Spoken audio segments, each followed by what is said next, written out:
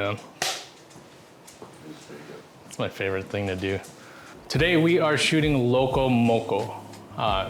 Basically Hawaiian comfort food. It's on a bed of rice, ground beef patties, eggs, gravy. I mean, it's comfort food at its finest. It'll stick to your rib. Perfect for hangovers. Like this morning, I ate it so many times in my life. So I had to recreate it today just to show you how meaningful it is to me.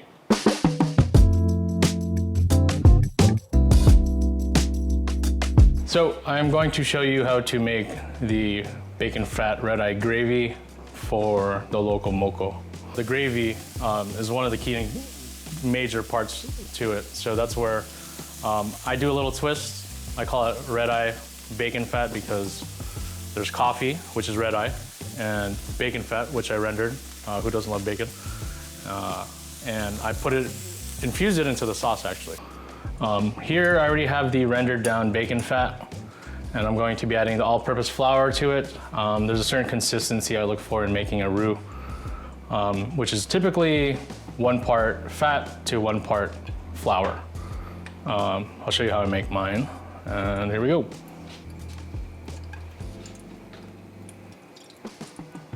There you go, so we add, make sure you whisk all that up. You don't want any clumpiness.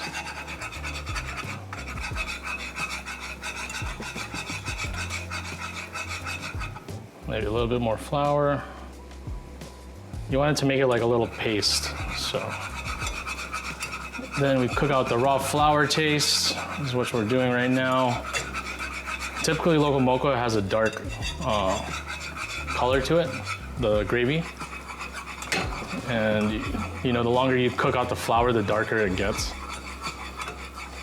So typically, the temperature I cook it at is like a medium to medium low. You don't want to leave this actually because then it can burn very easily. You don't want it to stick to the bottom because then it clumps up and turns into an ugly mess. As soon as the flour is done cooking, then I start adding like the soy sauce or amino acid if you want to be fancy, gluten-free. Here we have our 80-20 ground beef patties. I'm gonna go ahead and cook them off while we're waiting for the sauce.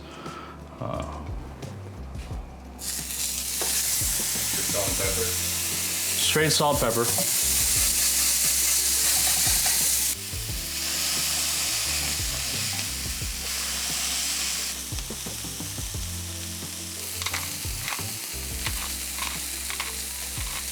Check up on the sauce, don't die. So there's all the little bacon bits in there too. That's why I saved it. Scraped it from the pan in there as well. In just a second, we're gonna start adding the beef broth and the coffee to it. That's also what makes it red eye.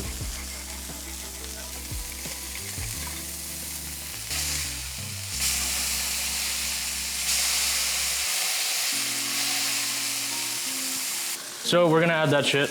We're gonna add a little bit of the amino acids to give it the seasoning. As you can see, it's reacting immediately. Right, flavor. Right, keep stirring because it's gonna thicken. Also get your beef broth ready, which I didn't do. And then we're gonna add it until we get our gravy.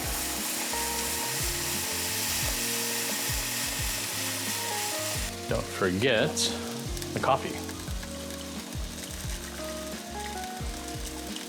It's about a half a cup. But you're gonna see it come together and thicken up all together. And then we just cook that down until it becomes nice and thick. Right, here we go, we're gonna cook off the egg.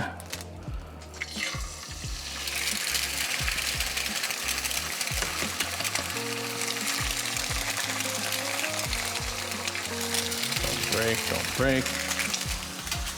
A lot of people don't know this, but when you cook eggs and you want it to cook evenly, break up the egg white. I think we're ready to plate too.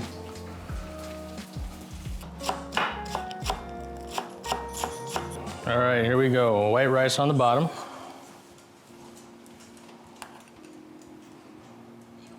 Let's make a nice little home.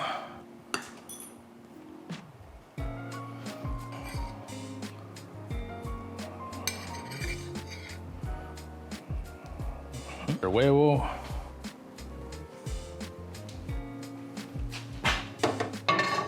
Comes with thick ass gravy.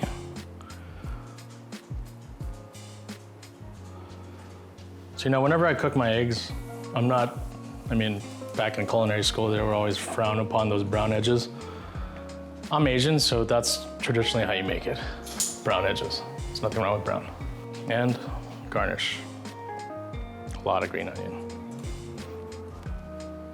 And that's that. So, quick fun fact. In Hawaii, the reason why it's called Loco Moco, it means loco is crazy. Moco means burger. Crazy f***ing burger, right? And now we eat.